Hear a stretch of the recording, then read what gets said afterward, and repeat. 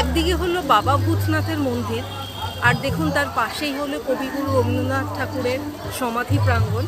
তারপরে হলো নিমতলা মহাশ্মশান, আর একটু এগিয়ে হলো আহিরিটলা। আপনারা দেখতে পাচ্ছেন এটাই হলো রাস্তাটা, এই রাস্তাটা দিয়ে যেতে হয়। আর এই দিকে সারি সারি দোকান আপনারা দেখতে পারবেন, যেখান থেকে প্রসাদ, মালা ইত্যাদি নিয়ে ভক্তরা পুজো দেয় মহাদেবের কাছে। এবং এই প্রসাদের যে ডালি, এই ফুলমালার ডালি, এই ডালি শুরু হয় আপনার 30 টাকা থেকে। তা আপনারা যারা এইদিকে আসবেন ভূতনাথে পুজো দিতে, এখান থেকে ফুল আর ডালি আর যাবতীয় জিনিসপত্র নিতে পারেন।